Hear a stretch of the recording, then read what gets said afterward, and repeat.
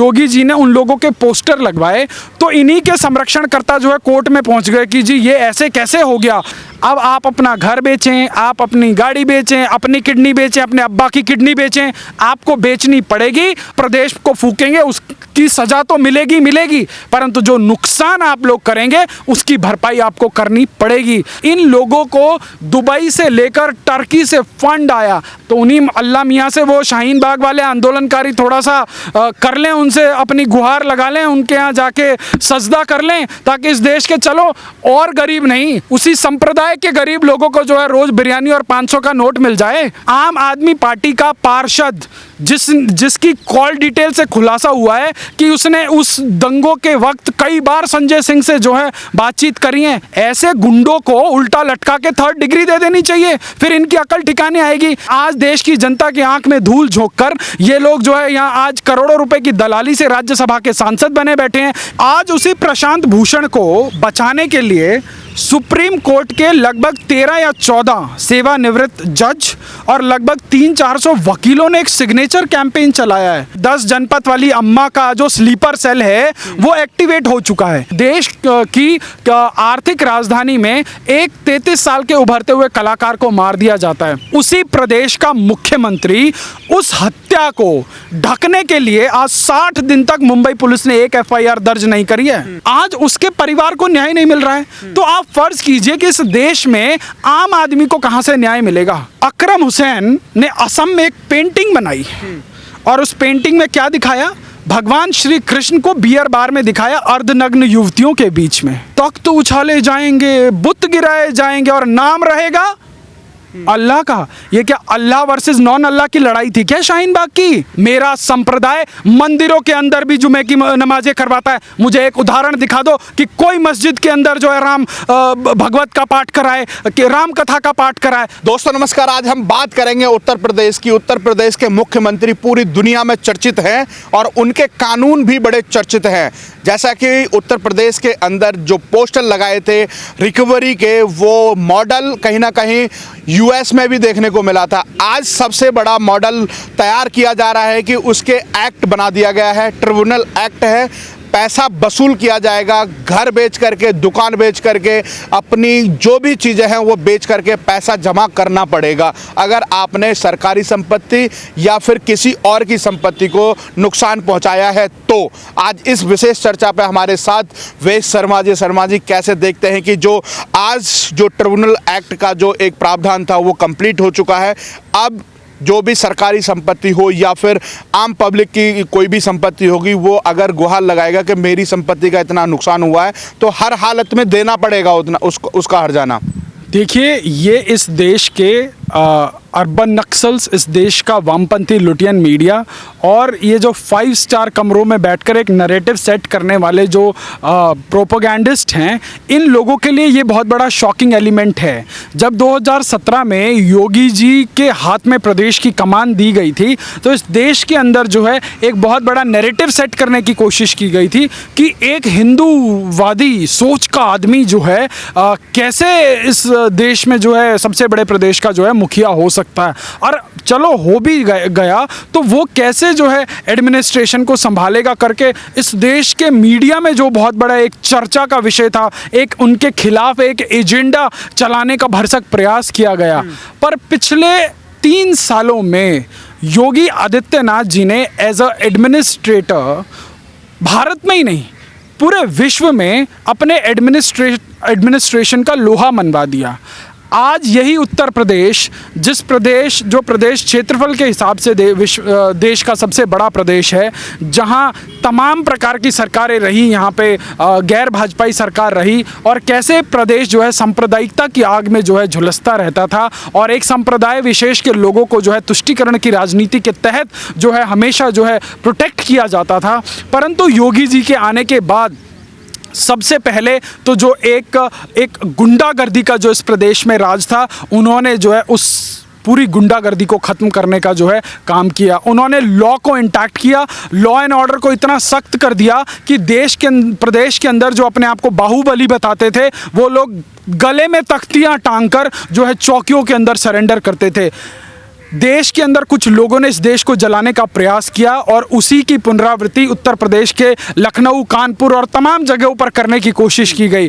परंतु योगी जी का खुला आदेश था पुलिस को और प्रशासन को कि देखिए, हमारे लोकतंत्र की सुंदरता है कि वो आपको अभिव्यक्ति की आज़ादी देती है, आपको विरोध प्रदर्शन करने की आज़ादी देती है, पर इसका मतलब ये नहीं है कि आप प्रदेश को आग लगाएंगे, आप अपने घर को आग लगाएंगे। देखिए, अगर आपको ज़्यादा दंगा करना है ना, आप अपने कॉलोनीज़ के अंदर कीजिए जहां आप लोगों का संप्रदाय है। यदि आप देश का माहौल ख़राब करेंगे तो कानून का डंडा आपके ऊपर चलेगा और आपको जेल की सलाखों के अंदर जाना पड़ेगा। और अभी जिस हम कानून की बात कर रहे हैं, देखिए, ये इस देश का जो बुद्धिजीवी है वर्ग है, वो किस प्रकार का बौद्धिक आतंकवाद इस देश में फैलाता है, उसकी बानगी उत्तर प्रदेश से देखने को मिलती है कि जब योगी जी ने उन लोगों के पोस्टर लगवाए तो इन्हीं के संरक्षणकर्ता जो है कोर्ट में पहुंच गए कि जी ये ऐसे कैसे हो गया कि ये मतलब लोगों के पोस्टर लगवा दिए उसके ऊपर। योगी जी ने रातों रात कानून बना दिया। अब कानून के तहत कार्रवाई होगी।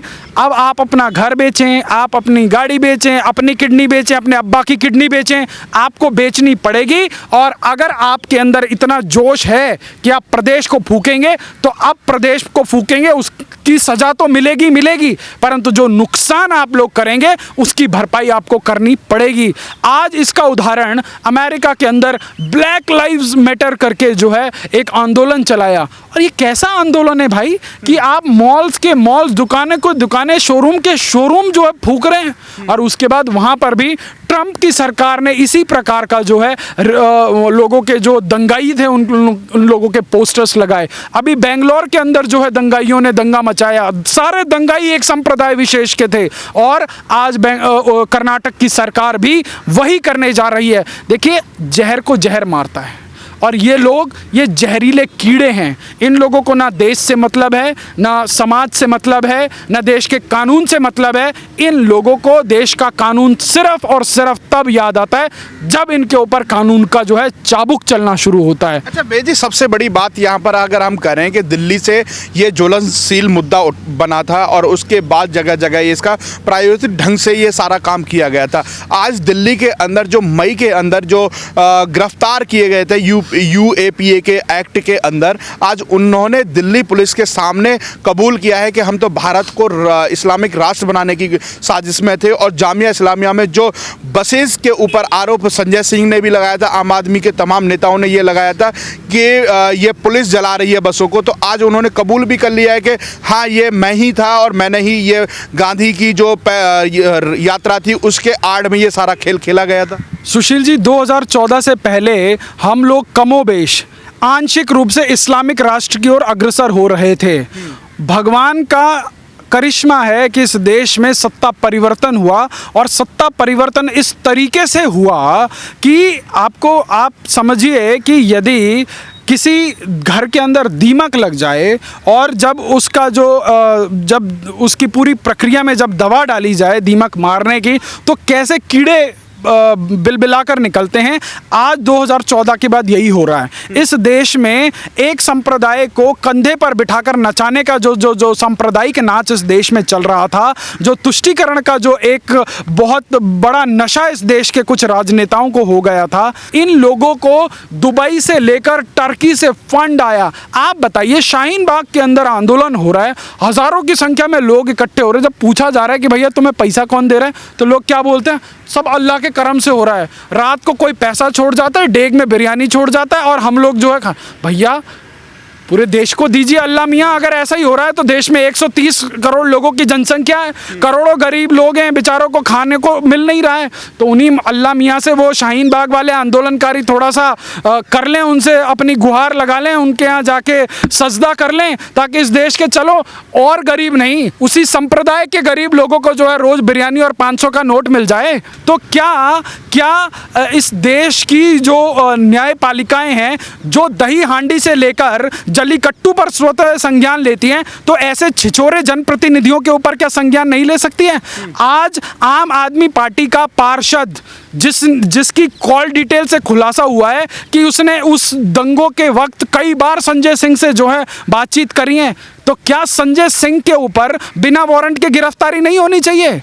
ऐसे गुंडों को उल्टा लटका के 3rd डिग्री दे देनी चाहिए, फिर इनकी अकल ठिकाने आएगी। ये लोग, कल तक बताया जाता है कि ये लोग टिकट की ब्लैक किया करते थे, और आज देश की जनता की आंख में धूल झोंककर ये लोग जो है यहाँ आज करोड़ों रुपए की दलाली से राज्यसभा के सांसद बने बैठे हैं। इन लोगों को सामान्य जीवन के अंदर सामान्य शिष्टाचार नहीं आता। इन लोगों को देश के इलेक्टेड प्रधानमंत्री के साथ बात करने का इन लोगों के अंदर एक सेंस नहीं है। आज उसी प्रशांत भूषण को बचाने के लिए सुप्रीम कोर्ट के लगभग 13 या 14 सेवानिवृत्त जज और लगभग 300-400 वकीलों ने एक सिग्नेचर कैंपेन चलाया है। मतलब वही गैंग खड़ा हो रहा है, जो वापसी गैंग जो खड़ा हुआ था, वही जो ये 10 जनपद वाली अम्मा का जो स्लीपर सेल है वो एक्टिवेट हो चुका है। देश की आर्थिक राजधानी में एक 33 साल के उभरते हुए कलाकार को मार दिया जाता है, और उसी प्रदेश का मुख्यमंत्री उस हत्या को ढकने के लिए आज 60 दिन तक मुंबई पुलिस ने एक FIR दर्ज नहीं करी है। आज उसके परिवार को न्याय नहीं मिल रहा है, तो आप फर्ज कीजिए कि इस देश में आम आदमी को कहां से न्याय मिलेगा। अकरम हुसैन ने असम में एक पेंटिंग बनाई, और उस पेंटिंग में क्या दिखाया?